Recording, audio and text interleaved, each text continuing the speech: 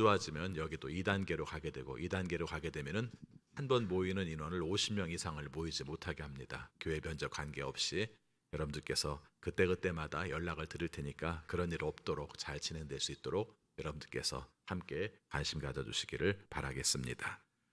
그리고 지금 새벽 기도회를 온라인으로 보내고 있습니다. 새벽 예배를 교회에서 안 드리는 게 아니라 교회에서 드리는 새벽 예배를 중계해 드리는 겁니다. 여러분께서 기억을 하시고 잘 활용해 주시기 바랍니다. 이성재 목사님 컬럼 쓰신 거 보니까 실시간으로 한 10명 정도가 계속 참석을 하고 있다고 얘기를 하고요. 또 예배 끝난 다음에도 언제든지 또 들어가서 그 시간 것을 볼 수가 있습니다. 그래서 그런 분들이 한 3, 40명 정도 된다고 합니다. 중복되는 숫자도 있을 거라고 생각합니다만은 이럴 기회에 새벽 예배 못 나오시더라도 주님과 교제하는 일들에 힘쓰는 우리 모두가 되시기를 바라겠습니다. 원래 3월 첫 주부터 청년 집회를 따로 가지려고 했었는데 원래 모임은 있었지만은 청년들만의 예배를 하려고 했는데 상황이 그렇지 못해서 매주 주일 12시 15분에 어린이 교회실에서 함께 모이고 있습니다. 그리고 봉사자들을 모집하고 있습니다. 여러분이 아시는 것처럼 코로나19 상황이 되니까 봉사가 많이 줄었어요. 봉사자 자체가 줄었습니다. 그런데 일은 더 늘었어요. 발열 체크도 해야 되고요. 방송실도 오늘부터는 실시간으로 녹화를 해서 지금 내보내고 있습니다. 이런 문제가 있어서 자꾸 인원이 많이 필요합니다. 여러분들께서 기억하시고 여러 가지 움츠러드는 요소들이 있는데 봉사의 일들에 관심 갖고 함께 힘써 주시기를 바라겠습니다. 지난 주간에 김진영 집사님 부친상 당하셨습니다. 만나면 위로해 주시고요. 그리고 오늘 공동 식사 쌀은 이순옥 집사님께서 대접하시고 또 오늘 떡 대접은 안성희 권사님께서 항암 치료를 잘 마치셨습니다. 그래서 감사해서 여러분들을 대접을 합니다. 기억하시고 함께 위로해주고 격려해 주시기를 바라겠습니다. 오늘 대접하는 분들에게 감사의 마음 담아 박수 보내겠습니다.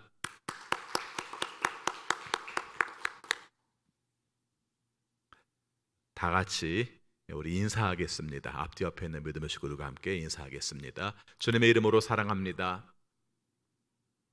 주님의 이름으로 사랑합니다. 다시 한번 인사하겠습니다. 기쁨으로 예배드립시다. 다 같이 묵상 기도하심으로 주일 낮 예배 하나님께 드리겠습니다.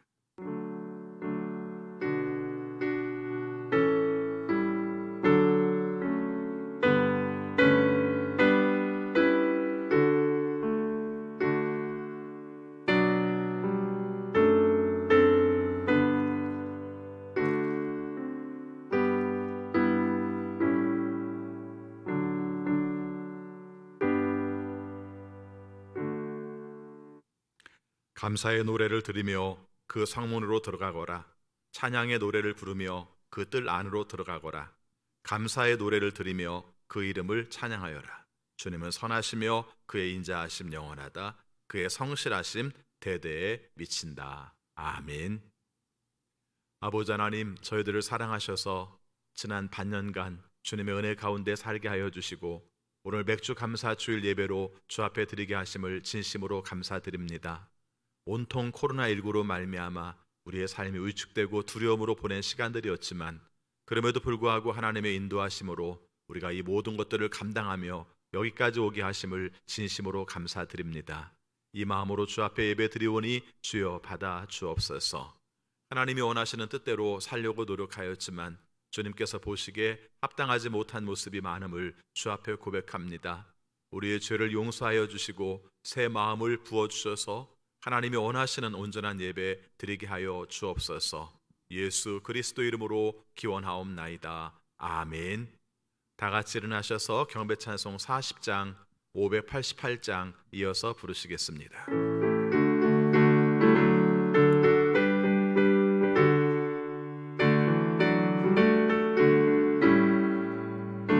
찬송으로 보답할 수 없는 큰 사랑, 주님께 영광 할렐루야. 형제 자매 모두 함께 모여 찬송해. 주님께 영광 할렐루야. 하나님의 자녀여 크게 찬송 부르며 밝고 거룩한 길로 기쁨으로 나아가 주의 보좌 앞으로 속히 들어가겠네. 주님께 영광 할렐루야. 우리 받은 주님 은혜 한량 없도다. 주님께 영광 할렐루야. 기쁜 찬송 부르면서 전국 가겠네. 주님께 영광 할렐루야. 하나님의 자녀여 크게 찬송 부르며 밝고 거룩한 길로 기쁨으로 나아가 주의 보좌 앞으로 속히 들어가겠네. 주님께 영광 할렐루야. 잠시 후에 우리 모두 주를 보겠네.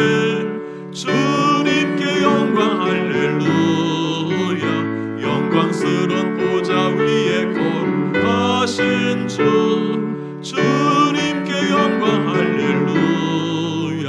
하나님의 자녀여 크게 찬송 부르며 밝고 거룩한 길로 기쁨으로 나아가 주의 보좌 앞으로 속히 들어가겠네. 주님께 영광 할렐루야. 만국 백성 전국에서 소리 높여서 주님께 영광 할렐루야. 영원토록 주의 공로 찬양하겠네.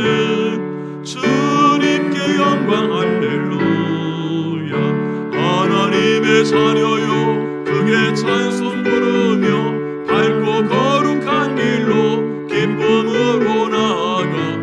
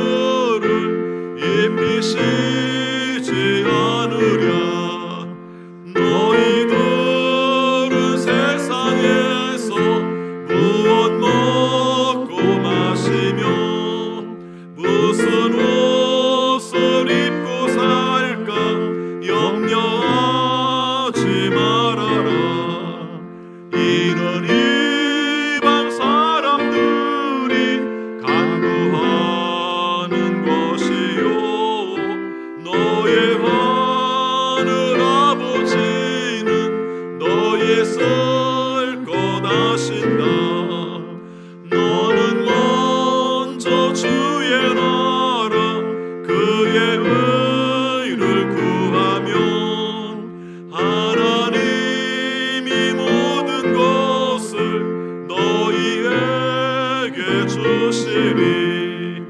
내일 일을 위하여서 아무 염려 말지니 내일 염려하지 말고 오늘 고생 족하다.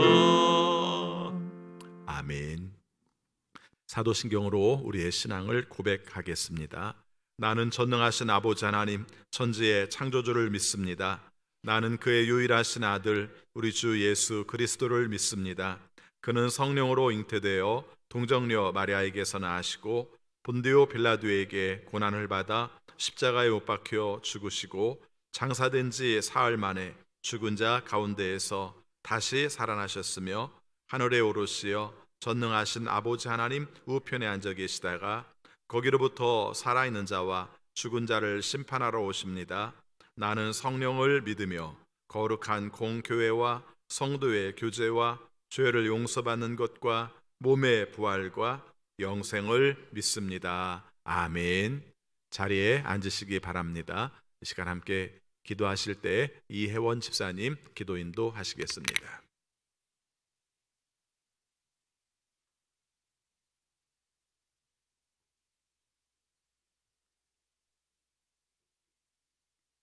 계절을 따라 씨를 뿌리게 하시고 자라게 하시고 첫 열매를 거두게 하여 주심을 감사드립니다. 반년 동안 함께하여 주시고 의식주를 채워주시며 코로나로 인해 육신의 건강을 지켜주셔서 함께 주의 전에 나와 맥주 감사절을 보내게 하시니 감사드립니다. 한 주간 자비를 베풀며 살기를 원했지만 세상의 방법과 안일함에 속했던 순간들을 돌이키며 주님 앞에 내어놓습니다. 긍휼히 여겨주시옵소서. 세상에 나가면 가진 것이 없어 자랑할 것도 없는 삶이지만 아버지의 권세로 인해 자녀로서 당당하게 살아가게 하시는 큰 은혜를 주심으로 행복합니다. 어제보다는 오늘 아버지의 말씀에 더 가까워진 순종의 삶을 살아가기를 소망하오니 주여 인도하여 주시옵소서. 코로나19로 인하여 온 세상 사람들이 어려움을 겪고 있습니다. 백신을 주옵소서. 치료제를 주옵소서. 질병으로 병상에서 고통받는 이들 있습니다. 주님의 손으로 안수하여 깨끗하게 병이 낫게 하여 주옵소서. 마음이 힘든 자녀들을 주님께서 은혜로 일으켜 세워주시옵소서. 이 일들을 위해 함께 중보 기도하는 주의 백성들에게 주님께서 함께 돌보고 계심을 성령님을 통해 알기를 소망합니다. 욥과 같은 믿음을 주셔서 고난을 이겨내게 하시고 다윗과 같은 믿음을 주셔서 기쁠 때와 슬플 때 항상 주님만을 찬양함으로 주께 합당함을 입기를 원합니다. 타국에서 복음을 전하는 선교사님들을 기억하여 주옵소서. 건강을 지켜주시고 때를 따라 돕는 은혜를 내려주시옵소서. 어려운 시국에도 주의 전을 위해 마음을 다하여 봉사와 사역을 감당하는 손길들을 축복하여 주시옵소서. 오늘 말씀을 선포하시는 김동호 목사님과 이성진 목사님을 성령의 은혜로 덧입혀 주옵소서. 함께 하시는 늘 살아서 역사하시는 예수님의 이름으로 기도드립니다. 아멘.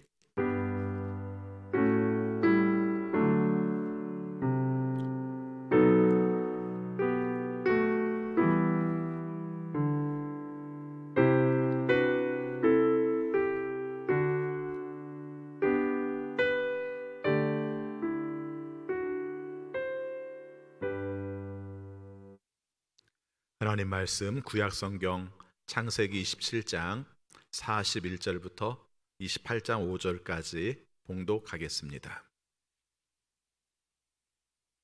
창세기 27장 41절입니다. 에서는 아버지에게서 받을 축복을 야곱에게 빼앗긴 것 때문에 야곱에게 원한이 깊어갔다. 그는 혼자서 아버지를 곡할 날이 머지 않았으니 그때가 되면 동생 야곱을 죽이겠다 하고 마음을 먹었다. 리브가는 맏아들 에서가 하고 다니는 말을 전해 듣고는 작은 아들을 불러다 놓고서 말하였다. 너의 형 에서가 너를 죽여서 한을 풀려고 한다. 그러니 나의 아들아, 내가 시키는 대로 하여라. 이제 곧 하란에 계시는 라본 외삼촌에게로 가거라. 네 형의 분노가 풀릴 때까지 너는 얼마 동안 외삼촌 집에 머물러라. 네 형의 분노가 풀리고 네가 형에게 한 일을 너의 형이 잊으면 거기로 떠나서 돌아오라고 전가를 보내마. 내가 어찌 하루에 자식 둘을 다 잃겠느냐? 리브가가 이삭에게 말하였다. 나는 햇사람의 딸들 때문에 사는 게 아주 넌더리가 납니다. 야곱이 이 땅에 사는 사람들의 딸들, 곧 햇사람의 딸들 가운데서 아내를 맞아들인다고 하면 내가 살아있다고는 하지만 나에게 무슨 사는 재미가 있겠습니까? 이삭이 야곱을 불러서 그에게 복을 빌어주고 당부하였다. 너는 가나안 사람의 딸들 가운데서 아내를 맞이하지 말아라. 이제 곧 밧단 아람에 계시는 부두엘 외할아버지 댁으로 가서 거기에서 너의 외삼촌 라반의 딸들 가운데서 내 아내가 될 사람을 찾아서 결혼하여라. 전능하신 하나님이 너에게 복을 주셔서 너로 생육하고 번성하게 하시고 마침내 네가 여러 민족을 낳게 하실 것이다. 하나님이 아브라함에게 허락하신 복을 너와 네 자손에게도 주셔서 네가 지금 나그네 살이를 하고 있는 이 땅, 하나님이 아브라함에게 주신 이 땅을 네가 유산으로 받을 수 있도록 해 주시기를 바란다. 이렇게 복을 빌어준 뒤에 이삭은 야곱을 보냈다. 야곱은 밧단 아람으로 가서 라반에게 이르렀다. 라반은 아람 사람 부두엘의 아들이며 야곱과 에서의 어머니인 리브가의 오라버니이다. 아멘. 거룩한 주일 주 앞에 나와 예배하시는 여러분 모두에게 하나님의 크신 사랑이 함께 하시기를 축원합니다. 지금 우리가 야곱에 관한 말씀을 함께 살피고 있는데 야곱이 아버지 이삭을 속여서 우리가 축복을 받았어요. 장자의 명분의 축복, 장자권을 몰래 받았습니다. 그러니까 이것으로 말미암아 에서가 굉장히 화가 났어요. 오늘 말씀에 보면은 원한도 품고요, 화도 나고요, 그 다음에 분노도 합니다. 그렇죠? 그럴 법도 하지 않습니까? 내게로 돌아와야 될 것을 야곱이 채트러 갔으니까 그것으로 말미암아 속상해하는 것은 충분히 이해가 가겠습니다만은 그대로 말미암아 벌어지는 여러 가지 정황들의 이야기가 오늘 말씀 속에 등장을 합니다. 지난 시간에도 그런 말씀을 드렸습니다만은 오늘 말씀에서도 야곱이 어떻게 하는 내용은 별로 없어요. 그리고 주로 아버지 이삭과 어머니 리브가가 야곱을 보낼 때 어떻게 보내는가 하는 이야기만 나오게 됩니다. 여러분 살면서 떠나 보내야 될 때가 있습니다. 그렇죠? 자식이 장성하여서 결혼을 시키기도 하고 요즘은 결혼 전에도 독립해서 내보내기도 해야 될 때가 있고요. 또 때에 따라서는 어떤 직장 안에서 함께 헤어지는 시간들을 가져야 되기도 합니다. 저도 지금도 익숙하지 않은 일 중에 하나가 성도가 교회를 떠날 때입니다. 되게 익숙하지가 않아요. 이럴 때마다 되게 힘듭니다. 왜 떠나는지 묻기도 하고 또 아픈 것은 무엇인지 묻기도 하고 또 우리가 어쩔 수 없어서 이사를 가서 떠나도 마음속에 허전함은 이루 말할 수가 없습니다. 그런데 한 가지 분명한 것은 또 떠날 수밖에 없다는 거예요. 우리의 삶이 만나면 헤어지는 것이 맞다는 것이죠. 그런데 중요한 것은 이 만나고 헤어지는 과정, 특별히 만나는 것도 중요하지만은 헤어지는 과정에서 어떻게 헤어지는가가 그 사람의 인생에 있어서 큰 영향을 미치게 하는 것이죠.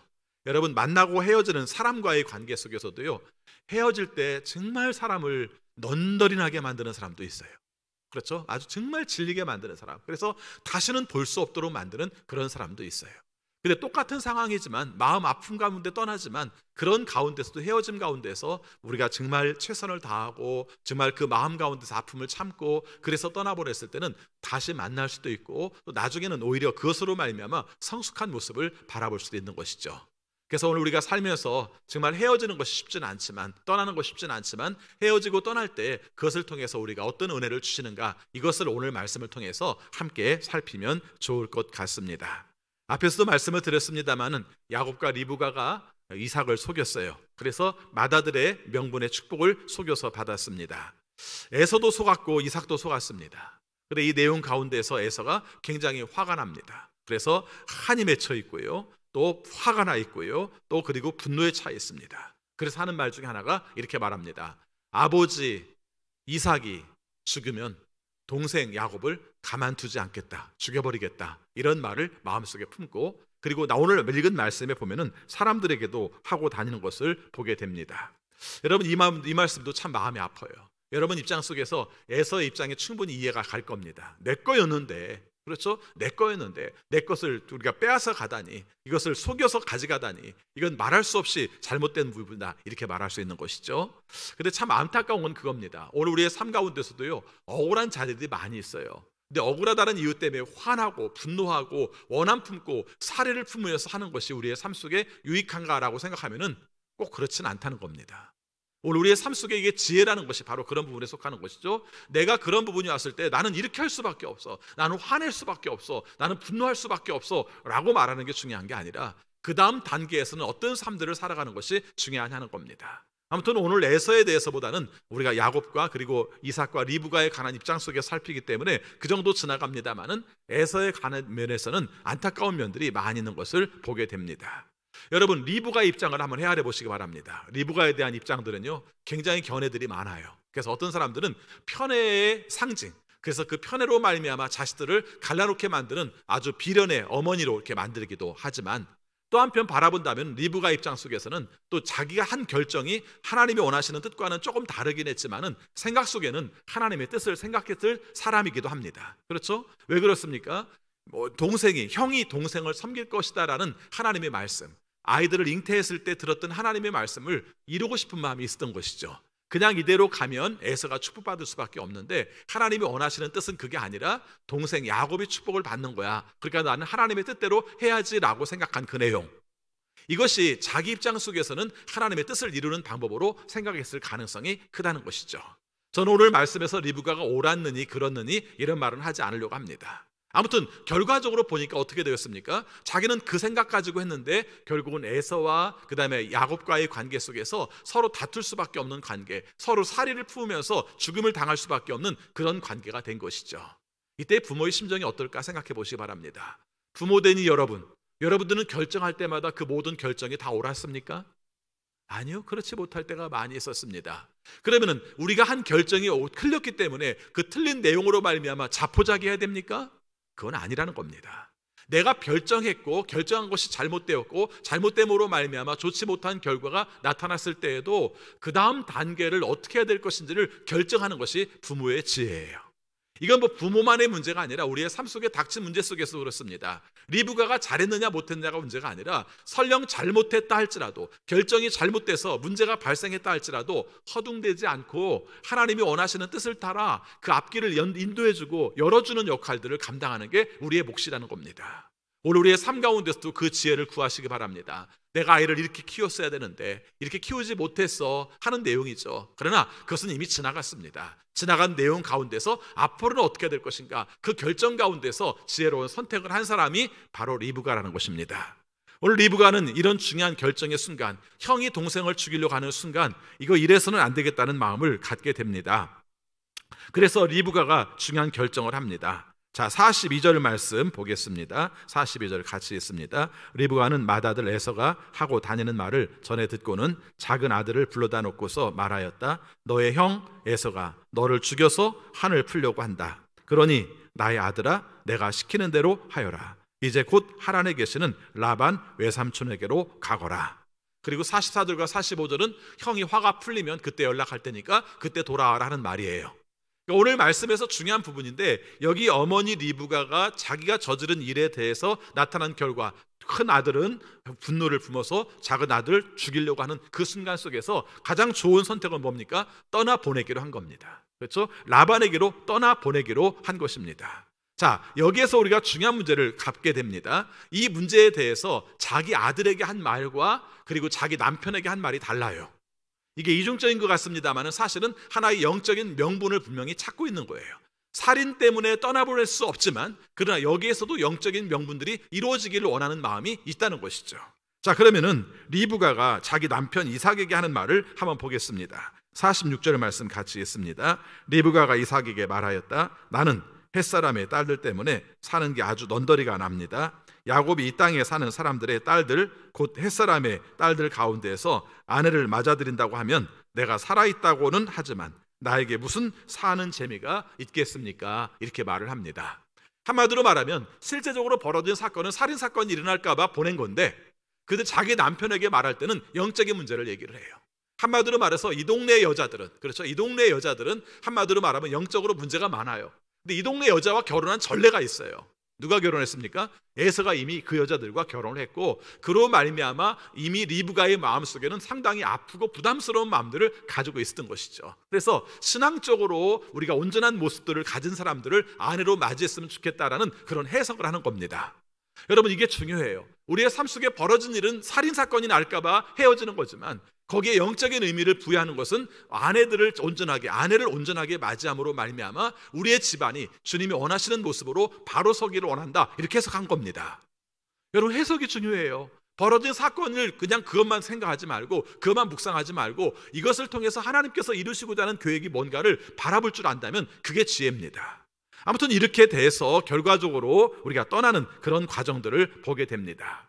리브가 입장을 한번 헤아려보시기 바랍니다. 오늘 리브가에 있어서 자기가 낳은 형제 간에 서로 싸움을 하게 되었어요. 이것이 마음속에 얼마나 괴롭겠습니까? 더군다나 아마 생각했을 때는 야곱이 더 이뻐서보다는 하나님의 뜻이 야곱을 통해서 이루어진다고 생각을 했든지, 아니면은 안타까운 마음 때문에, 야곱을 헤아리는 마음 때문에 그렇게 했는데, 그것이 결과적으로 어떻게 됐습니까? 내가 보호하고 내가 돌보는 결과가 사실은 어떤 결과를 낳고 있습니까? 떠나보내는 결과를 낳고 있는 거죠. 여러분, 우리의 의도와 달라지게 되는 경우가 참 많아요. 나는 얘를 보호해야 돼, 얘를 돌봐야 돼, 이렇게 생각한 내용인데 결과는 어떻습니까? 떠나보내야 해요. 근데 어떻게 합니까? 리브가는 결단에 있어서 떠나보내는 거죠. 여러분, 오늘 말씀을 볼 것 같으면 에서가 보내는 것도 아니고요, 야곱이 스스로 가는 것도 아니고요, 이삭이 떠나보내는 것도 아니고요, 리브가가 떠나게 해요. 이거 의미 있는 말입니다. 그렇죠? 자기가 보호하고 자기가 축복받게 했지만 결과적으로 선택을 해야 될 때는 자기가 떠나게 하는 것, 이런 마음들을 가지고 있는 것입니다. 한편으로 리브가가 지혜롭고 분별력이 있는 것도 중요할지 모르지만, 사실은 마음속에 가져야 되는 아픔이 제일 큰 사람도 제가 생각할 때는 리브가가 아니었을까 생각을 합니다. 가장 떠나보낸다는 마음을 많이 갖게 하는 것이죠. 자, 그래서 오늘 말씀에서 우리가 떠나보내는 과정 속에서 하나님께서 우리에게 주시는 의미들을 몇 가지 함께 해석하고 그 의미들을 우리의 삶 속에 적용을 하려고 합니다. 첫 번째입니다. 여러분, 우리의 삶 가운데 진정으로 성장을 위해서는 익숙한 것과의 결별을 해야 됩니다. 그렇죠? 내 삶 가운데서 떠날 때 그런 마음들을 갖습니다. 오늘 말씀해 보니까 27절 43절에서 리브가는 야곱에게 떠나야 된다고 얘기를 합니다. 너는 하란에 계시는 외삼촌에게로 가라, 라반에게로 가라, 이렇게 말합니다. 여러분, 야곱이 원했을까요? 성경은 그런 서술들을 자세히 쓰고 있지 않습니다만은 야곱 입장에서는 안 가고 싶었을 겁니다. 여러분, 생각해 보시기 바랍니다. 야곱이 받은 축복이 지금 뭐예요? 장자의 명분의 축복이에요. 맏아들의 명분의 축복이에요. 그럼 그 맏아들의 명분의 재산은 어디에 있어요? 여기 있어요. 그런 모습을 가지고 있는 겁니다. 그렇죠? 여기 있는 거예요. 아버지 이삭이 가지고 있는 땅과, 그리고 아버지 이삭이 나에게 해준 축복은 여기에 있는 거예요. 이렇게 생각하는 게 우리의 입장이에요. 근데 어머니 리브가가 말하는 건 뭡니까? 너는 비록 장자의 명분을 받았지만 너는 떠나도록 하라, 이렇게 말하는 거예요. 여러분, 지리적으로 살펴보시면 알겠습니다만은, 여러분, 라반이 머무는 곳이 가까운 곳이 아닙니다. 하란이라는 곳이 가까운 곳이 아니에요. 굉장히 멀어요. 그래서 이미 가게 되면은 그곳에서 어떤 보장된 삶이 없는 겁니다. 외삼촌이라고는 말하지만 자기들이 얼굴을 한 번도 못 봤을 가능성도 많아요. 시기적으로 본다면은 그런 입장 속에서 거기서 받아준다는 보장도 없고 자기의 땅도 없는 입장 속에서 자기는 축복이 아니라 저주의 길로 내몰린다고 판단할 수도 있는 것입니다. 그런데요, 하나님께서 일을 이루셔가는 과정 속에서 생각해보면 우리의 삶 가운데서도 그렇고 성경에 나오는 이야기도 마찬가지인데, 떠나게 함으로 말미암아 새롭게 시작하는 경우가 많다는 것입니다. 나중에 야곱에 관한 이야기를 살펴보면 알겠습니다만은, 지금까지 야곱에 관한 이야기는 자기가 주도적으로 한 게 별로 없어요. 그렇죠? 예, 다 부모와의 관계 속에서 벌어진 일들이고 아주 사소하게 벌어진 일들이지 자기 주도적으로 뭔가 이루어진 것이 없습니다. 그런데 떠나게 되면 어떻게 되나요? 자기가 결정할 수밖에 없고 자기가 선택할 수밖에 없는 그런 삶을 살면서 거기서 하나님을 찾게 돼요. 다음 시간에 말씀을 드리겠습니다만은, 지금까지 읽은 말씀 가운데서 하나님께서 야곱을 축복하시더라는 말 없었습니다. 야곱이 하나님을 만났더라는 말도 없었습니다. 부모와 함께 머무는 가운데서 야곱이 하나님과의 관계 속에서 받은 축복의 이야기는 아버지 이삭을 통해서 장자의 명분의 축복을 받은 것 외에는 없습니다. 무슨 말씀을 하고 싶으냐면요, 오늘 우리의 삶 속에서 의외로 떠날 때 떠남 가운데에서 하나님의 놀라운 역사가 임하는 것을 말하고 있습니다. 가장 대표적인 사람이 있죠. 누굽니까? 아브라함이에요. 아브라함에게 말씀하실 때 내가 너에게 이곳에 많은 축복을 주겠다라고 말하는 것이 아니라 내가 본토 친척 아베의 집을 떠나 내가 내게 지시한 땅으로 가면 내가 너에게 복을 주겠다 이렇게 말씀을 하셨어요. 그래서 그곳에서 시작을 하는 겁니다. 떠남에서 시작을 했고 머물게 하는 곳에서 시작하시게 하신 것이 하나님의 뜻이라는 겁니다. 오늘 우리의 삶 가운데서 떠나는 게 결코 쉽지는 않습니다. 그렇죠? 그렇지만 떠남 가운데 성장을 한다면 하나님이 원하시는 모습을 가져야 되는 것입니다. 사라 주이트라는 사람이 이런 말을 했다고 그래요. 굉장히 들으면 마음 아픈 말인데 이렇게 말합니다. 찾아갈 어머니가 있는 한 결코 완전한 어른이 되지 못한다. 생각해보면 맞는 말이에요. 그렇죠? 예. 찾아갈 어머니가 있는 한 완전히 성장한 어른이 되지 못한다. 어머니를 버리고 어머니와 함께 있지 말고 어머니를 섬기지 말라 그런 말이 아닙니다. 성숙하기 위한 과정 속에서 가장 중요한 것은 뭔가 의지할 대상이 있다고 생각하는 한 온전한 성숙이 힘들다는 것이죠. 그래서 아프지만 어떤 상황 속에서는 한계를 갖지만 이 떠나보내는 시간, 함께 떠남으로 말미암아 온전하게 세우는 이 자리가 바로 야곱에게 세워지는 자리라는 것을 말하고 있습니다. 여러분, 오늘 말씀에서 또 우리가 익숙한 것과 결별하려고 할 때 겪어야 되는 엄청난 혼란이 있어요. 아픔이 있습니다. 지금까지 살아왔던 삶과 전혀 다른 삶들을 살아야 되기 때문에 그것 때문에 굉장히 힘든 시간들을 가질 수밖에 없습니다. 그런데 어떻게 됩니까? 그 혼란의 값이 결과적으로는 중요한 경험이 되고 그 경험이 하나님이 원하시는 중요한 터전, 축복이 될 수 있다는 것을 말씀하고 있는 것입니다. 여러분, 전통적인 것, 익숙한 것, 이것이 우리의 삶 속에서 굉장히 편할지 모르지만 그러나 결과적으로는 그것을 떠날 때 하나님께서 원하시는 삶을 우리가 보여주고 계시는 것입니다. 야곱은 지금 그것을 하고 있는 거예요. 아비 집을 떠나게 되고요, 익숙한 어미의 품을 떠나게 되고요, 그러므로 말미암아 새로운 인생의 미래가 펼쳐지는데 그 미래는 어떻습니까? 혼란과 그리고 무질서와 그리고 고통이죠. 그렇지만 그것을 통해서 하나님께서 원하시는 뜻을 이루어 나가고 있는 것입니다. 어떤 분들이 그런 얘기를 해요. 우리가 지금 겪고 있는 시대가 결국 AI를 향해서 가고 있는데, 그래서 뭐 가상현실 속에서 우리가 살아가도록 하는데 그것을 굉장히 앞당긴 게 코로나19라는 것입니다. 그렇죠? 여러분 생각해 보시기 바랍니다. 우리 교회가 새벽 예배를 중계해야 된다는 생각을 해본 적이 없어요. 새벽 예배는 마땅히 그냥 나와서 앞에 드려야죠. 근데 어떻습니까? 상황이 이렇게 되고 나니까 우리가 그 필요에 의해서 그 역할들을 감당하는 거예요. 3월 달만 돼도 이 사이버 예배가 정말 이게 예배냐 아니냐 논쟁도 있었어요. 지금 논쟁도 없어요, 아예. 왜요? 지금 상황 속에서는 방법이 없는 거예요. 그렇죠? 다음 주라도 예배를 드리지 못한다고, 비대면 예배로 해야 한다고 말하면 우리가 할 수밖에 없는 거예요. 그런데 이렇게 되는 것이 결과적으로는 우리의 삶의 방식들이 바뀌어지고 생활 양식들이 바뀌어지는데 그것이 어떻습니까? 우리가 때에 따라서는 받아들이고 감당해야 될 부분이라는 것을 말하고 있습니다. 신앙 안에서도요, 부모와 자녀의 관계 속에서도요, 정말 우리의 삶 가운데서 한 번쯤 우리가 떠나는 자리가 필요하고요, 그 떠나기 위해서 겪어야 되는 희생도 필요하고요, 떠나기 위해서 필요한 결단도 필요한데 이런 결단의 과정을 통해서 새로운 변화들이 있다는 것을 말하고 있습니다. 알고 보면은 신앙생활하는 사람들처럼 보수적인 사람들이 없어요. 그렇죠? 변화를 굉장히 싫어해요. 웬만하면 그냥 살고 싶어 해요. 그렇죠? 어떤 분들이 그런 얘기를 합니다. 우리가 부르는 찬송가 1900년대 찬송가는 되게 빠른 찬송가입니다. 그렇죠? 굉장히 더 오래된 것은 1500년대 찬송가도 있어요. 그걸 우리가 지금도 부르고 있습니다. 세상에서 돌아가는 내용에 보면 우리의 삶 속에서 잘 안 맞는데 우리는 그걸 부르고 있습니다. 익숙해요. 그렇죠? 30년, 40년 계속 불러왔기 때문에 익숙해요. 새로운 곡을 경험하게 되면 되게 힘들어요. 그리고 이것만이 복음의 진수인 것처럼 생각을 해요. 근데 그렇지는 않은 것이죠. 오늘 우리의 삶 속에서 받아들여야 될 것, 버려야 될 것, 이런 것들을 잘 살피면서 할 때 우리의 새로운 변화들을 경험하게 되는 것입니다. 오늘 말씀에서 두 번째 교훈을 얻고자 합니다. 떠나보내야 한다면 적극적으로 보내라는 겁니다. 누구 얘기 같아요? 리브가 얘기입니다. 그렇죠? 떠나보내려면 적극적으로 떠나보내라는 것이죠. 그래서 떠나보낼 때 우리가 축복하고 보내고 가르쳐서 보내고 그래서 그 아이들이 온전한 믿음으로 설 수 있도록 만들어주는 것을 말하고 있는 것입니다. 앞에서도 말씀을 드렸습니다만은 만남의 때도 중요하지만은 헤어질 때가 굉장히 중요해요. 만남의 때는 시간이 걸리는 경우가 많더라고요. 그렇죠? 교회에 대한 이미지를 갖고 함께 우리가 생활을 하고 이걸 통해서 만남의 시간들은 시간이 꽤 걸리는 경우가 많아요. 근데 헤어짐의 순간들은 순간인 경우가 많아요. 그래서 이 문제들을 우리가 잘 정리할 필요가 있습니다. 만남의 과정 속에는 물론 첫인상이 중요하거든요. 그러나 그 다음 단계도 수정할 수도 있고 고칠 수도 있는 그런 시간적 여유들이 있어요. 왜? 지속돼 가니까.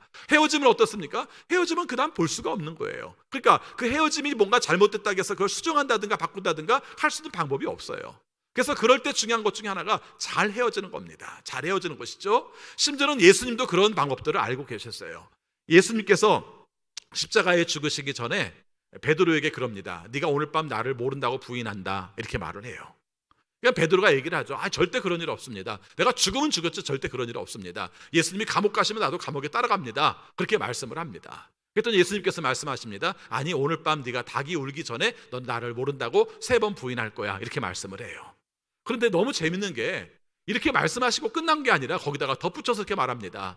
그러나 네가 다시 돌아올 거야, 이렇게 얘기를 해요. 여러분, 지금 아직 배신도 안 했어요. 근데 배신할 거라고 말씀을 하셨어요. 그리고 배신할 거라고 말씀을 하신 다음에 그 다음 한 말이, 근데 네가 그 다음에 돌아올 거야. 그리고 돌아오거든 너의 형제들에게 네가 힘이 되어다오, 이 말을 합니다. 여러분, 이 말을 듣는 순간에 베드로는 다시 돌아와 내 형제들에게 힘이 되어다오라는 말이 의미가 있었을까요, 없었을까요? 없었어요. 왜 없습니까? 배신 안 할 거니까. 베드로 입장에서는 그런 마음을 가졌을 거예요. 근데 정작 어떻게 합니까? 그날 밤에 배신하거든요. 배신을 하고 그 다음에 떠오르는 말은 뭡니까? 그 다음 말이죠. 예수님이 나를 배신한다고 말했는데 진짜 나 배신했네? 그 다음 떠오르는 말이 뭐겠습니까? 다시 돌아오면 내 형제들에게 힘이 되어다오라는 말이 베드로에게는 잊혀지지 않는 말이죠. 여러분, 베드로 서신을 읽어볼 것 같으면요, 남아있는 성도들이 믿음을 온전하게 잘 지키게 하는 문제들에 대해서 굉장히 애정이 담겨 있어요, 베드로가. 그 이유 중에 하나가 저는 이유 때문에 생각합니다. 내가 그때는 배신을 했지만 그러나 주님께서 내 가는 뒤통수에다가 대고 하신 말씀, 네가 다시 돌아오면 내 형제들에게 힘이 되어다오 라는 말이 그 사람의 삶 속에서 잊혀지지가 않죠. 생애 내내 잊혀지지가 않았을 겁니다. 아마 배신하는 사람들을 바라보면서도 그 사람들에게 똑같이 그 말을 했을지도 몰라요. 그렇죠? 그러면서 하나님께서, 예수님께서 자기 자신에게 하신 말씀들을 기억하여 그 삶들을 살아가게 한다는 것입니다. 여러분, 어떤 일을 할 때 마지못해 하면은 우리의 마음속에 힘든 일들을 경험하게 돼요. 헤어질 때 헤어지고 싶지 않을 때 있잖아요. 근데 헤어지고 싶지 않다는 이유 때문에 그것이 우리가 온전한 모습을 갖지 못하면 마지못해서 하게 되면 결과적으로 그 헤어짐마저도 아픔의 모습들을 가게 되는 것입니다. 앞에서 말씀드린 것처럼 떠나야 되고 비워야 될 때 그때 긍정적인 안목을 가지시기 바랍니다. 떠나는 순간 새로운 세계가 열린다. 믿음으로 살아갈 때 결국 모험이다. 이것이 우리의 삶 가운데서 하나님이 원하시는 새로운 계획이다. 그래서 이렇게 헤어짐으로 말미암아 하나님께서 열어주시는 새로운 생명의 능력들을 경험하게 된다. 이런 마음들을 가지라는 것이죠. 역사의 가정은 없다고 말합니다만은 우리 한번 가정해 볼까요? 갈대아 우르에 있던 아브라함에게 하나님께서 내 본토 친척 아비 집을 떠나 내가 내게 지시한 땅으로 가라. 내가 너에게 복을 줄 것이다. 이렇게 말씀하셨을 때 아브라함이 제 은혜가 제게 족합니다. 그래서 저는 여기에 머물겠습니다 라고 말했다면 이 사람이 어떻게 됐겠냐는 것입니다. 그렇죠? 하나님께서 그래도 내가 너를 사랑한다고 말을 한다 할지라도 아브라함이 그 자리에서 머물러서 그 사람이 이룰 수 있는 내용은 어떤 사람이었을까요? 우상을 많이 팔아서 거부가 됐겠죠. 그 정도. 그렇죠? 우상 전문가가 됐겠죠. 그 정도. 이게 바로 아브라함의 인생의 끝이 될 수밖에 없는 자리인데 하나님께서 그 자리를 떠나게 했을 때는 가지고 있는 기득권들, 판매권들 이런 것들을 다 떨치고 떠났을 때 하나님께서 전혀 새로운 인생에 축복을 해주시라는 겁니다. 그 마음을 가지시기 바랍니다. 그래서 떠나보낼 때 나와 헤어지게 됐을 때 그 삶 가운데서 우리가 어떻게 해석할 것인가, 이렇게 헤어짐으로 말미암아 하나님께서 새로운 것으로 역사하신다는 그런 마음들을 갖고 살 필요가 있을 것입니다. 어떤 분이 예수님의 산상수훈을 이렇게 해석했더라고요. 오른뺨을 때리거든 맨뺨을 돌려대라. 오리를 가자고 말하거든 심리를 가져라. 이런 말씀 있지 않습니까? 겉옷을 달라고 말하면 속옷까지 주어라. 이런 말 있지 않습니까? 이 말을 이렇게 해석했어요. 뭐라고 말하냐면 빼앗길 바에는 주어라. 이렇게 해석했더라고요. 재밌는 해석이었어요. 빼앗길 바에는 주어라. 그렇죠. 기왕에 빼앗길 내용이라면 그냥 내가 기꺼이 줌으로 말미암아 네가 빼앗은 것이 아니라 내가 준 거야. 이렇게 말할 수 있다는 것이죠. 헤어짐의 순간 속에서도 헤어지는 그 내용들이 아플지 모르지만은 내가 너를 보낸 거야. 하나님께서 나의 삶을 새롭게 역사한 거야. 이런 마음을 갖는다면 하나님이 열어주시는 새로운 세상들을 경험하게 될 것입니다. 세 번째입니다. 떠나 보낼 때 축복하시기 바랍니다. 물론 자식을 보낼 때는 당연히 축복을 하겠죠. 그렇죠? 예, 자식을 보내는 걸 축복하겠죠. 자식의 문제 아니고도 더군다나 나의 삶 가운데 불리한 입장들을 남겨놓고 가더라도 그런 순간에도 축복을 하시기 바랍니다. 이게 우리가 마땅히 감당해야 될 사명이에요. 여러분, 성경을 읽다 보면은 가는 집마다 너희들에게 평화를 빌라 하는 말이 나와요. 예수님께서 우리에게 맡겨주신 사명 중에 하나가 중요한 게 뭐냐면은 어느 집에 가든지 평화를 빌라는 거예요. 이 평화를 빌라는 말이 우리식으로 해석하면은 그 가정을 위하여 축복하라는 말입니다. 그렇죠? 내가 만나는 모든 사람들, 좋은 관계에 있는 사람들만이 아니라 좋지 않은 관계의 사람들과도 해도록 하라. 내 마음속에 하고 싶어서 하는 것이 아니라 어쩔 수 없이 하더라도 그 사람에게도 축복하도록 하라 하는 것입니다. 신앙이 뭐예요? 그거예요. 하고 싶은 것만 하는 게 아니라 주님께서 원하시기 때문에 하는 거, 이게 신앙이에요. 오늘 이 말씀을 우리가 이삭이 자기 아들 야곱에게 하고 있습니다. 오늘 읽은 말씀에 보면은 28장 1절 말씀부터 우리가 이삭이 야곱에게 당부하는 말들이 나옵니다. 그리고 축복의 말들이 나오는데요, 여러분 3절 말씀 보겠습니다. 3절부터 4절까지 같이 읽습니다. 전능하신 하나님이 너에게 복을 주셔서 너로 생육하고 번성하게 하시고 마침내 네가 여러 민족을 낳게 하실 것이다. 하나님이 아브라함에게 허락하신 복을 너와 내 자손에게도 주셔서 네가 지금 나그네 살이를 하고 있는 이 땅, 하나님이 아브라함에게 주신 이 땅을 네가 유산으로 받을 수 있도록 해 주시기를 바란다. 장자의 명분의 축복은 이미 받았어요. 그렇죠? 이미 27장에서 받았어요. 28장 내용에서는 떠나보내면서 하는 축복이에요. 하나님께 복을 빌어요. 그래서 이 복을 비는데 여기에서 중요한 단어가 세 가지가 나옵니다. 이 사람이 생각한, 이삭이 생각한 하나님을 야곱에게 씹어주고 있는 거예요. 하나님은 어떤 하나님이신가? 전능하신 하나님이라는 거예요. 그렇죠? 전능하신 하나님이라는 것을 가르쳐주고 있어요. 3절에서 가지고 전능하신 하나님이 너에게 복을 주셔서 이렇게 말하고 있습니다. 전능하신 하나님. 이 전능하신 하나님이 야곱에게 적용을 할 때 어떤 것이 되겠습니까? 이런 거 되겠죠. 인간의 불행한 상황도 하나님께서 행복으로 바꿔주시는 분이셔, 이런 뜻이죠. 지금 야곱은 그런 상황이잖아요. 장자의 명분이라고 말해서 뭘 가져갈 수 있는 것도 아니고 그냥 떠나야 되는데 이렇게 본다면 불행해요. 그렇지만 하나님께서는 전능하시기 때문에 너의 삶 가운데 모든 것을 행복으로 바꿔주실 거야, 이렇게 말씀하는 거예요. 하나님께서는 형제간의 불화로 말미암아 부모의 편애로 말미암아 헤어짐의 비극을 가지고 지금 떠나고 있지만, 그러나 하나님께서는 너의 삶을 선용하셔서 위대하고 새로운 인생으로 만들어줄 줄을 믿어, 이런 의미가 담겨 있는 거예요. 여러분, 그 다음 말씀에 보니까 우리가 하나님은 어떤 하나님이십니까? 복 주시는 하나님이에요. 이삭이 야곱에게 말하는 축복의 내용 속에 담겨 있는 내용이죠. 복 주시는 하나님이에요. 아무것도 없이 떠나야 돼요. 야곱이 아무것도 가진 것 없이 떠나야 돼요. 그럼에도 불구하고 그 아무것도 가진 것 없는 그 사람에게 자녀의 복, 아브라함의 복, 땅의 복을 빌어주면서 너가 진정으로 하나님께서 원하시는 복이 너의 삶 가운데 이루어지기를 바란다고 말하고 있는 겁니다. 이게 마음이에요. 부모의 마음이에요. 그런데 부모의 마음을 혼자 가지고 있으면 안 돼요. 누구한테 빌어요? 하나님께 비는 것이죠. 누구를 심어줘요? 하나님을 심어주는 거예요. 하나님은 복 주시는 하나님이다. 야곱, 내 삶 가운데 외롭고 힘들다 할지라도, 고통스러운 삶을 산다 할지라도 하나님은 너에게 복 주시는 하나님이야, 이렇게 심어준 거예요.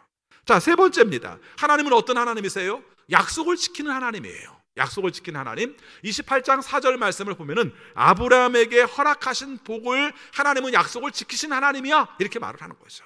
너는 빈털터리, 아무것도 없어. 아마 야곱은 이 생각 되게 많이 했을 겁니다. 근데 다음 주에 이제 우리가 정말 그 하란 땅을 향해서 가는 과정 속에 그냥 길바닥에서 잠을 자는 이야기를 할 때 이런 부분들을 좀 언급하겠습니다만은, 그 내용을 볼 것 같으면 그렇게 말하죠. 참, 아버지는 축복을 해줬는데 나의 삶 가운데는 가진 게 하나도 없네, 이런 생각하지 않았겠어요?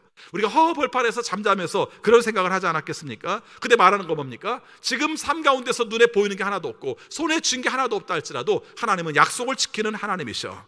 아브라함에게 허락하신 복을 지키셔서 너의 삶 가운데 분명히 약속을 하셔. 너의 삶 가운데 신실하게 지키는 분이 하나님이셔. 네가 신실한 게 아니라 하나님이 신실하셔.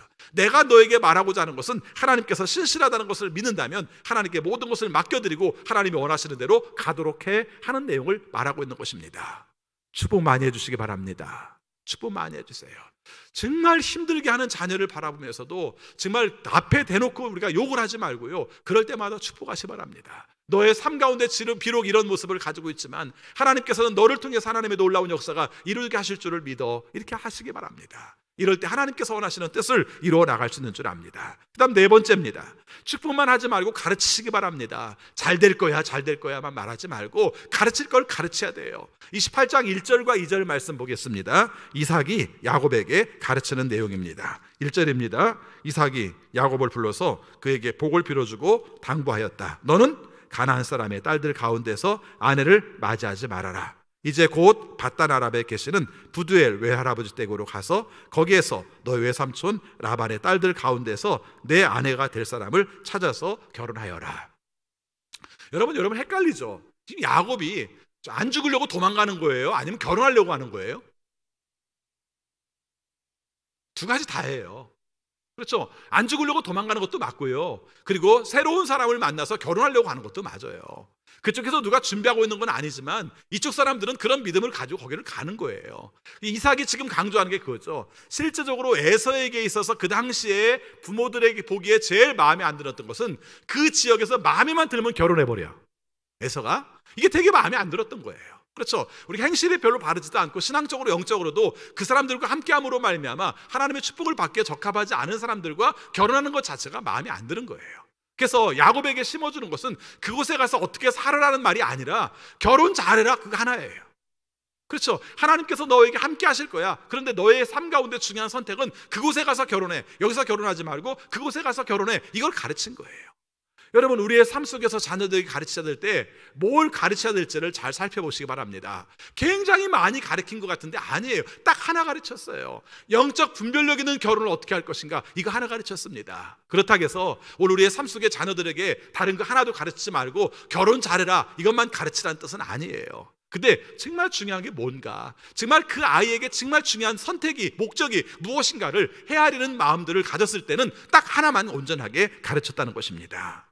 교육의 기회를 만드는 거예요. 헤어질 수밖에 없는 상태가 되었고 보낼 수밖에 없는 상태가 되었지만 그 순간에도 강조하는 것은 이방 여자들과 결혼하지 마라. 가족의 뿌리는 소중한 거야. 영적 계보를 선택하기 위해서는 만나는 여자도 중요해. 부모가 실수할 수 있어. 그러나 하나님께서 원하시는 뜻을 통해서 새로운 역사를 이루어질 때는 하나님이 원하시는 방향과 방법으로 이루어지게 되는데 그건 결혼을 통해서 이루어져. 이렇게 해석할 수가 있는 거예요. 여러분, 우리의 삶 가운데서 이 문제를 잘 살펴보시기 바랍니다. 앞에서도 언급했습니다마는 리브가 실수한 거 있어요. 이삭도 실수한 거 있습니다. 그런데 거기에만 매여 있으면 안 되고요. 그런 가운데서도 축복하고 가르침으로 말미암아 그 자녀들이 앞길이 온전한 방향으로 갈 수 있도록 하는 것은 굉장히 중요했다는 것입니다. 마지막입니다. 아무리 리브가가 그렇게 말을 하고 아무리 이삭이 이렇게 말을 한다 할지라도, 축복을 하고 가르친다 할지라도 가장 중요한 결정을 해야 될 사람은 결국 누굽니까? 야곱이에요. 야곱. 오늘 5절 말씀에서 그 말씀을 하고 있습니다. 여러분, 5절 말씀 같이 있습니다. 이렇게 복을 빌어준 뒤에 이삭은 야곱을 보냈다. 야곱은 밧단 아람으로 가서 라반에게 이르렀다. 라반은 아람 사람 부두엘의 아들이며 야곱과 에서의 어머니인 리브가의 오라버니이다. 여기서 5절에서 갔다 이렇게 나오고 있습니다만은 사실은 갈 때까지도 시간이 걸려요. 그렇죠? 28장에서 가는 과정의 이야기가 또 나오고 있기 때문에 앞으로 지금 축복한 내용에 대해서 일단락을 짓고 있는 것이죠. 근데 중요한 건 뭡니까? 순종했다는 거예요. 아버지가 가라고 말하니까, 어머니가 가라고 말하니까 가고 싶지 않은 마음도 있고 기득권이 남아있는 생각도 있고 더군다나 부모와 헤어지고 싶지 않은 마음도 있을지 모르지만 가라고 하니까 하나님의 축복을 믿고 하나님께서 말씀하신 미션을 가지고 그것을 향해서 떠나 출발한 것을 말하고 있는 것입니다. 오늘 말씀 정리하려고 합니다. 오늘 익숙한 것과 결별하는 것이 무척 쉽지 않지만 그러나 그것을 통해서 하나님께서 이루시는 새로운 역사를 경험하시길 바랍니다. 이게 우리가 자녀를 보내는 떠나보내는 원리이기도 하고요, 우리의 삶 가운데서 익숙한 것으로부터 떠나야 되는 원리이기도 해요. 그래서 떠날 때 하나님께 새로운 역사를 이루신다. 다만 그때를 중요한 기회로 해석하라. 내게 벌어진 사건을 해석하라. 이것이 의미가 무엇인지를 해석하라. 해석함으로 말미암아 하나님이 원하시는 길을 찾아갈 수 있다면, 순종할 수 있다면 그것이 바로 하나님께서 주시는 복의 기회라는 것을 말할 수 있을 것입니다. 여러분의 삶 가운데서 내 인생에 이제 더 떠나는 일이 없을 텐데 이런 생각하지 마시기 바랍니다. 아무도 몰라요. 그렇죠? 우리의 삶 속에 뭔가 새로운 시작들을 없을 것이라고 생각하지 마시기 바랍니다. 아무도 몰라요. 하나님께서 우리의 삶 가운데 새로운 역사들을 이루기 원하시면 우리는 언제든지 기꺼이 감당을 해야 되는 것입니다. 교회 안에서도 열심히 하는 부분이 있다가 새로운 것을 감당할 때 어려워하시는 분들이 많이 계세요. 근데 그때마다 이렇게 생각하시기 바랍니다. 새로운 것을 통해서 하나님의 계획과 하나님의 섭리는 이루어집니다. 하나님께서 우리에게 복을 주시는 기회는 알고 보면 그런 자리입니다. 지금 머무는 자리에서 지키는 것도 중요하지만 하나님께서 우리에게 새롭게 열어주시는 자리에는 기꺼이 감당하고 기꺼이 받아들이고 축복의 기회로 삼고 교육의 기회로 삼아서 하나님이 원하시는 뜻대로 순종하며 살아가는 우리 모두가 되시기를 축원합니다. 기도하겠습니다. 아버지 하나님, 저희들을 사랑하셔서 언제나 주님이 원하시는 뜻으로 모이게 하시고 또 시작하게 하시고 우리가 만나게 하심을 진심으로 감사합니다. 그러나 하나님께서는 때에 따라서 우리들의 삶 가운데에서 헤어지게 하시고 떠나게 하시고 또 어떤 때는 마음이 아프도록 우리가 고통스럽게 떠나야 될 때도 있음을 주 앞에 고백합니다. 만나는 것도 주의 뜻이고 헤어지는 것도 주의 뜻인데 그 과정 속에서 역사하시는 하나님의 섭리를 볼 수 있는 지혜를 허락하여 주셔서 온전하게 해석하게 하시고 온전하게 순종하게 하셔서 하나님이 원하시는 뜻대로 결정할 수 있는 우리 모두가 되게 하여 주옵소서. 떠나보내는 리브가와 이삭이 마음 아팠지만 떠나는 야곱도 힘들었겠지만 그러나 결국 떠남으로 말미암아 새로운 인생 야곱이 시작되었던 것처럼 우리의 삶 가운데서도 하나님의 뜻 가운데 새롭게 지어지는 우리 모두가 되게 하여 주옵소서. 예수 그리스도 이름으로 기도하옵나이다. 아멘. 찬송가 429장 부르시면서 봉헌하시겠습니다.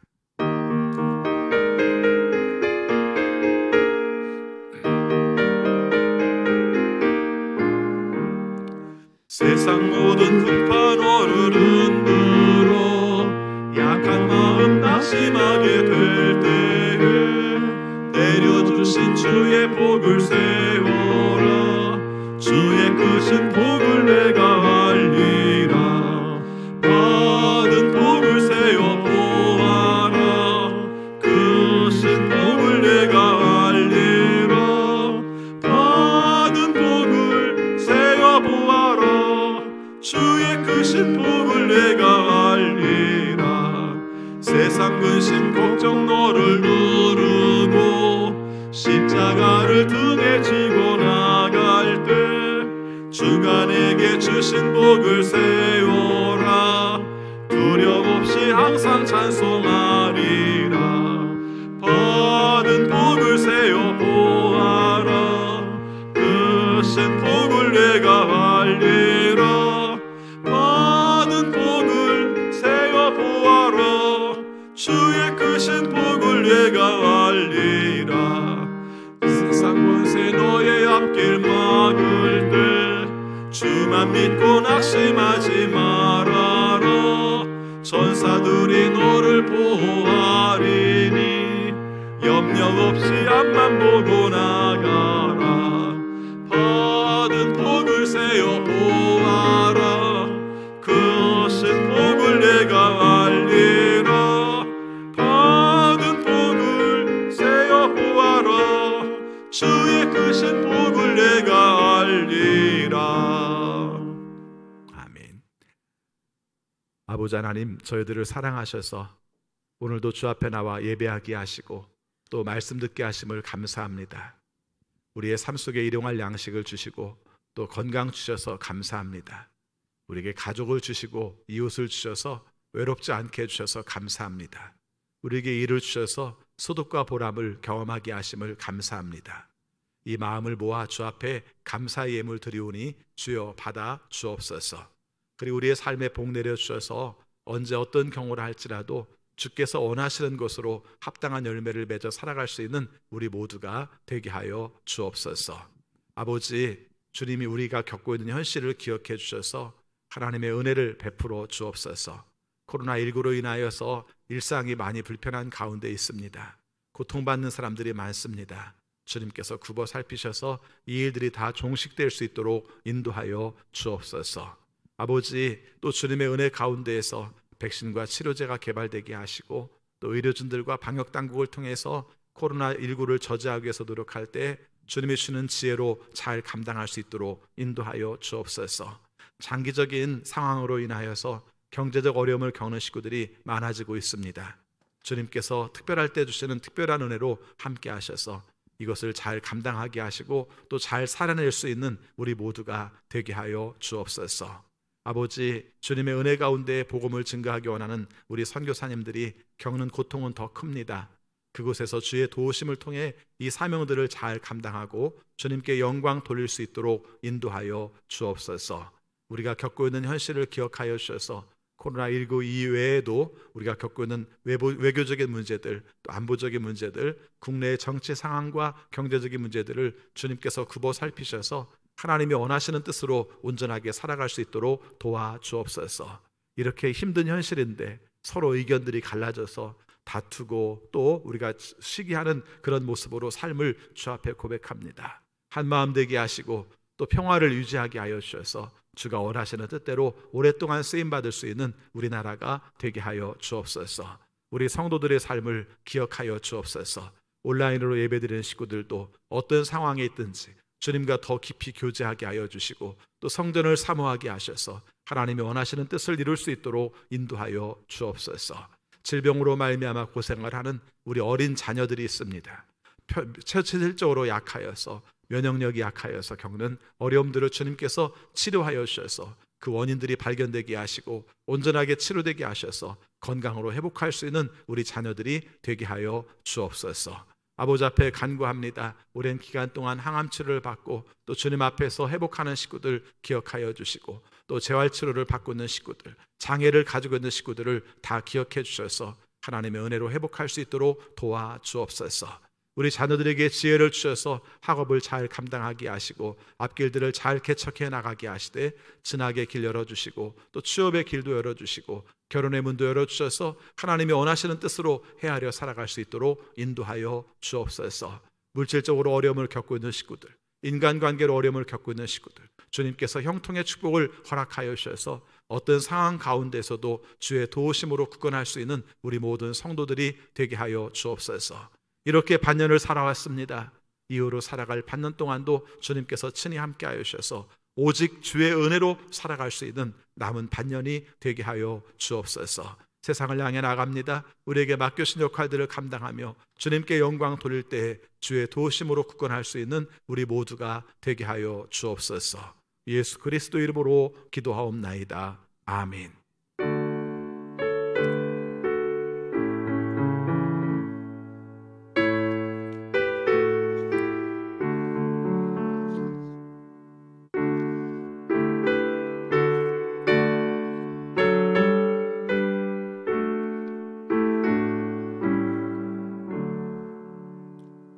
다 같이 일어나셔서 결단의 찬양 부르시겠습니다.